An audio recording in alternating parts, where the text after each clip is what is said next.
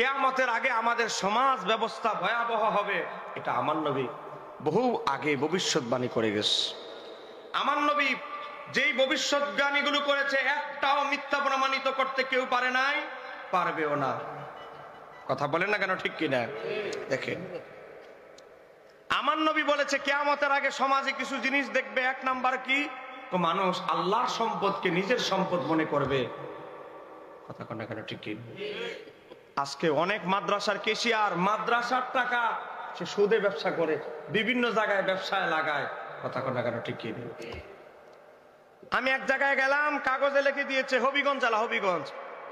একজনে কাগজে লিখে দিয়েছে, হুজুর মসজিদের কেশিয়ার মসজিদের টাকা সুদে ব্যবসায় লাগানো কি ওই ব্যক্তির হুকুম কি?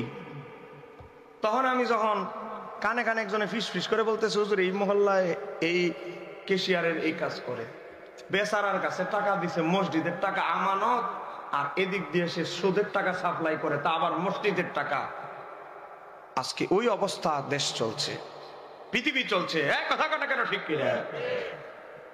মাদ্রাসার এতিম বাচ্চাদেরকে দান সৎকার করেছে, আর মোহতামিম নামের বাটফার খাইতে খাইতে খাইতে খাইতে ফেট ফুলাই লিছে মসজিদের ওই মাদ্রাসার ছাত্রদের এতিমের নামে চামড়ার টাকা, জাকাতের টাকা, অমুক টাকা টাকা এনে বাবা খাইতে খাইতে, বুঝেন না, জাকাতের টাকা খাইতে খাইতে ফ্যাট হয়ে গেছে এই অবস্থা। একজনের সাথে আরেকজনে কোলাকুলি করলে সিনা লাগে না, বুক লাগে না, লাগে কি? এ বাবা, আমার নবী বলেছে কিয়ামতের আগে এমন এক অবস্থা হবে, মানুষ আল্লাহর সম্পদকে, আল্লাহর রাস্তার সম্পদকে তার নিজের সম্পদ মনে করবে, ব্যয় করা শুরু করবে, খরচ করা শুরু করবে, ইউজ করা শুরু করবে। আজকে আমরা তাই দেখতে পাচ্ছি। এগুলো আমার নবী সামাজিক কথা বলেছে, সমাজে ঘটবে। তারপরে মানুষ আমানতের মাঠ লুট করবে। একজনের কাছে টাকা পয়সা আমানত রাখছে, বলছে ভাই এই জায়গাটা গুন্ডা ফান্ডারা জমার সমস্যা করে, চেয়ারম্যানের কাছে কইছে একটু সহযোগিতা। চেয়ারম্যান আরো উল্টা 2 নাম্বার পার্টির লোকে মিল্লা জায়গা জোর জবরদস্তি করে দখল করে নিছে। এরকম বহু জায়গায় নেতা ফেতা খেতা আছে। কথা কন, ঠিক কি রে? সাইনবোর্ড একটা লাগাই দিছে, অমুক জায়গার এই সম্পত্তির মালিক অমুক, কাগজপত্রে আছে অমুক, সাইনবোর্ড একটা লাগাই দিছে অমুক। এরকম আছে না নাই? এ বাবা, তারপরে আমার নবী বলেছে 3 নাম্বার কিয়ামতে সমাজে যে জিনিস ঘোলো ঘটবে, 3 নাম্বার হচ্ছে পুরুষ স্ত্রীর অনুগত হয়ে যাবে, বউয়ের কথায় উঠবে আর বসবে। কথা কন না কেন, ঠিক কি?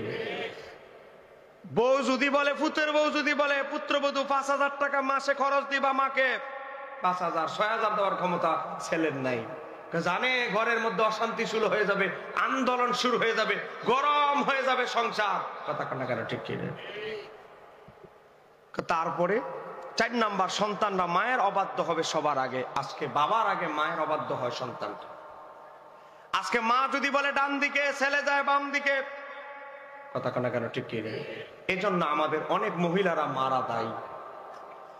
আমার বাবারা ভাইরা, এই যে আমার হাতে একটা যন্ত্র দেখতে পাচ্ছেন, বলেন এই জিনিসটার নাম কি? পিছনের ভাইরা চেয়ারে যারা বসে আছেন একটু খরচ টরচ করেন, বসতেন যেহেতু একটু গলাটা খরচ করেন। বলেন আমার হাতে যে জিনিসটা দেখতে পাচ্ছেন এই জিনিসটার নাম কি? বলেন না, এটার নাম কি? মোবাইল। মোবাইল। আমি হালি শহরে রবিউল আউয়াল মাসে মাহফিল করতে গেছি। হালি শহর এক শিল্পপতির বাসায় খাওয়ারের আয়োজন। এই বেচারা বলে আমার আব্বা কোম্পানি দিয়ে গেছে, সম্পদ দিয়ে গেছে, ব্যবসা দিয়ে গেছে, হুজুর একটু আমার ব্যবসার জন্য দোয়া করবে। এটা বললো না যে আমার বাবার জন্য দোয়া করেন। আচ্ছা যাক, ব্যবসার জন্য দোয়া করেন। আমার আব্বা যখন আমাকে ব্যবসা দিয়ে যায় তখন 300 কোটি টাকা ছিল, এখন লস খায়া 250 কোটি টাকাতে চলে এসেছে। আমি তাকে বললাম, বাইরে আপনার বাবা যখন আপনাকে এই ব্যবসা বাণিজ্যটা সম্পদ দিয়ে যায় তখন আপনার সম্পদ ছিল 300 কোটি টাকা।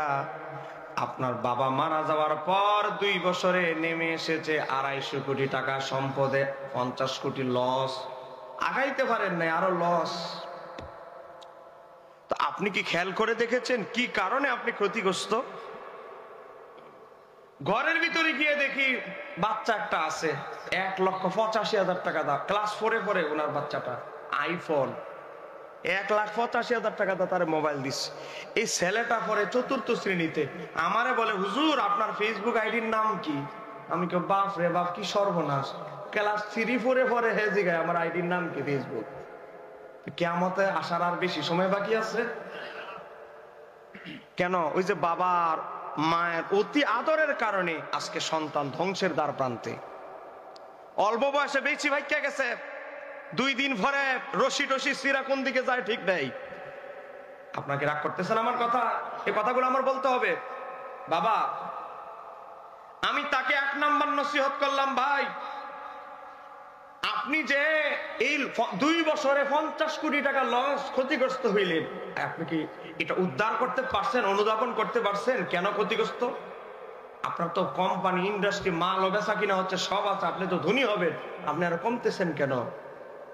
উনি বলে বুঝতে তো পারতেছি না। আমি বলি আমি বুঝতে পেরেছি। আপনি আমাকে বলেন, এই যে আপনার বাবা মারা গেল গত 2 বছর হলো, গত 2 বছরে আপনি আপনার বাবার জন্য কয় কোটি টাকা সম্পদ দান সৎকা করেছেন? জবানটা বন্ধ হয়ে গেছে।